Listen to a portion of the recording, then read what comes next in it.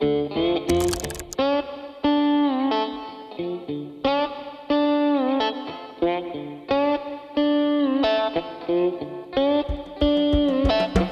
life has nearly killed me, and my mind has put me on the edge.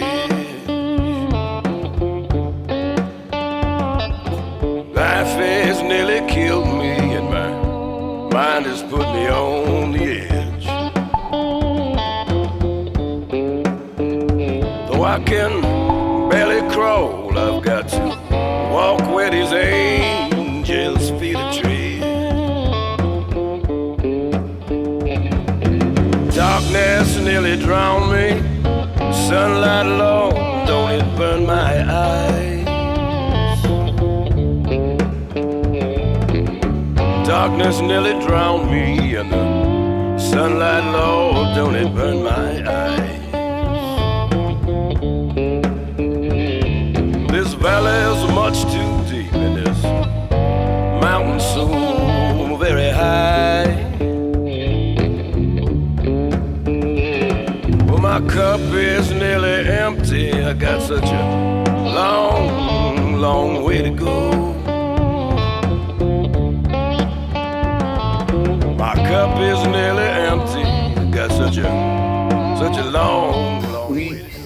Toparlamayı sonraya bırakacağım. Çünkü o kadar nefes alınmaz bir ortamdayım ki şu anda. Yani hareket etmekte güçlük çekiyorum ki kediler bile içeri kaçtılar. O yüzden temizlik ve toparlama işine biraz ara veriyorum. Yıl 2011.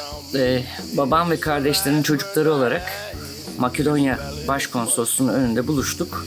Zira babam ve kardeşlerinden dolayı Makedonya vatandaşlığına başvuru hakkımız doğmuştu.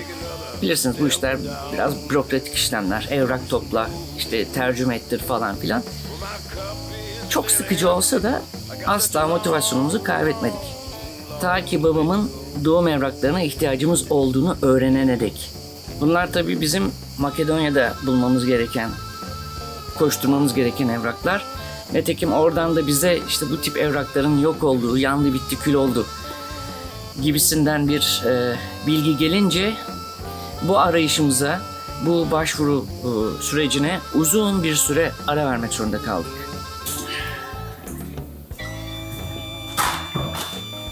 Yani ara vermek her şeyin bittiği anlamına gelmiyor. Sonuçta geçtiğimiz Haziran'da pek çok sevdiğimiz dizi, program sezon finali yaptılar. Okullar kapandı. Koca bir futbol sezonunu tamamladık. Şimdi artık Temmuz da bitiyor. Artık neyi konuşuyoruz? Yeni sezon hazırlıklarını konuşuyoruz.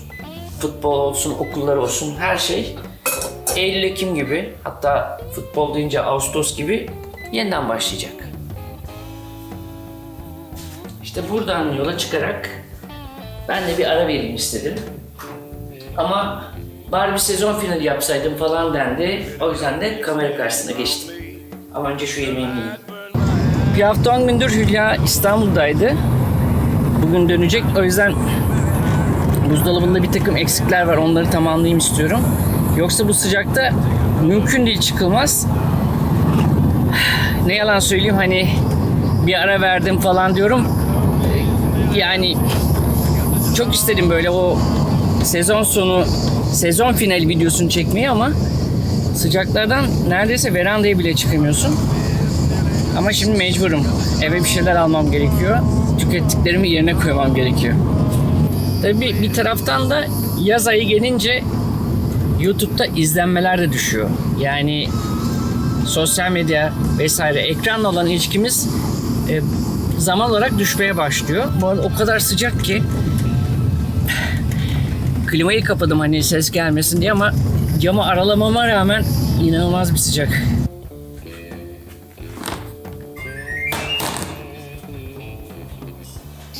Tabii şimdi içeride klima sesi var, o yüzden balkona çıkayım dedim ama önce bir duş aldım. En azından kuruyana kadar, iyice kuruyana kadar hala içim nemli. Balkonda dayanabilirim diye düşünüyorum. Tabii bir taraftan da akşamüstü tekrar havaalanına gideceğim Hülya'yı almaya. Ama alışverişimizi yaptık.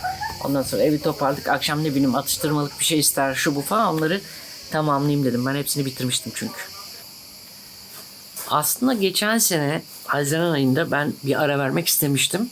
Fakat 2023 yazı öyle hareketli, öyle trafikli geçti ki yani o yaz kayıt altına aldıklarımı sıcağı sıcağına paylaşmak istedim. Nitekim de öyle yaptım. Bu sebeple de böyle kesintisiz bir sezon geçişi yapmıştık.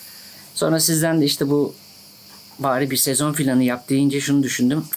Son paylaşımı Patates Oldum isimli bir videoyla sezon finali yapılmazdı. Buna karşın geçen sene ne kadar hareketli geçmişse bu sene de o kadar durgun, sakin geçiyor. Herhangi bir programımız da yok. Artık Temmuz'u bitiriyoruz. Yazın bitmesinde şunun şurasında bir herhalde 45-50 gün gibi bir şey kaldı. Daha ben bu sene bir kere denize girdim. Önümüzde de böyle planladığımız bir şey yok. Aslında geçen seneden referansla Hülya mesela Oslo'ya gideriz, Londra'yı görmek istiyor falan, böyle bir plan program yaparız dedik ama biliyorsunuz bir taraftan da bir ev yaptırıyoruz ve orasıyla ilgili harcamalar falan bir şekilde bizim elimizi kolumuzu bağlıyor. Üstelik son bıraktığımız noktada biliyorsunuz bir beton konstrüksiyondu o. Duvarları henüz örülmemişti. Halen öyle çünkü inşaat yasaklarına denk geldik. Yani aslında evimiz de bir nevi sezon finali yaptı. Yani bütün bu ara verilmiş bütün işler Ağustos, Eylül, Ekim gibi tekrar devam edecek, başlayacak. Dolayısıyla ben de biraz öyle yapmak istiyorum. Her şeyi böyle Eylül'e, Ekim'e falan atayım. Bu arada Hülya'yı almak için yola çıkmama da yarım saat gibi bir süre kaldı. Belki yoldan devam ederiz. Hülya da kızını görmek için İstanbul'a gitti. Bir hafta 10 gün kadar orada kaldı. Ben de büyük ihtimal Ağustos'ta gideceğim. Yani önümüzde program diyebileceğim tek şey bu. Annemi ve kardeşimi göreceğim. Kaldı ki İstanbul'a hep böyle bir görev için gidiyoruz. Taşındığımızdan beri de hep görev için gittim. Ve bugüne kadar İstanbul'da kayıt altına aldığım bütün videolar sanıyorum izlenmesi en düşük videolardı. İstanbul gibi arka planı renkli bir şehirde izlenmesi düşük videolar nasıl yaptın diyeceksiniz. Galiba görevlerime odaklandığım için bir içerik oluşturmak konusunda şey yapmadım. Hani çok kafa patlatmadım. Galiba bu da biraz öyle olacak.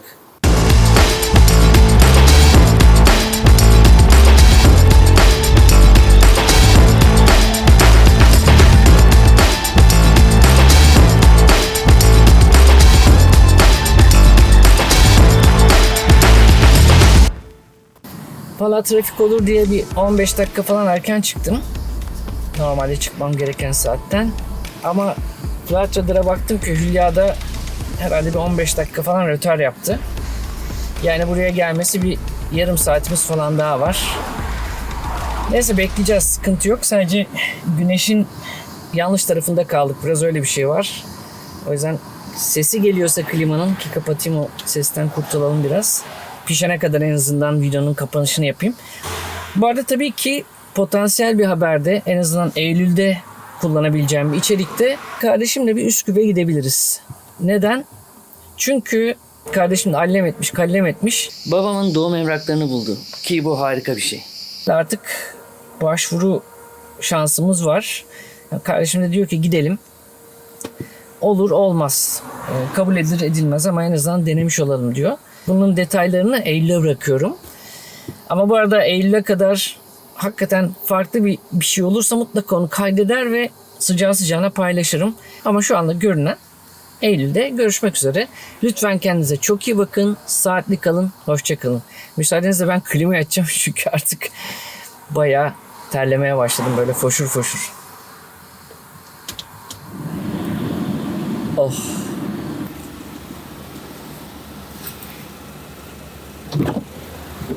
Hoş geldin. Hoş.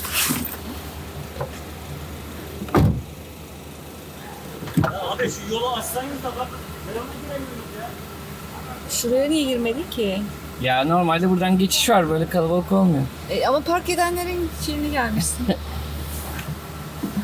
Ama normalde burası açık olur. Böyle doldurmuşlar.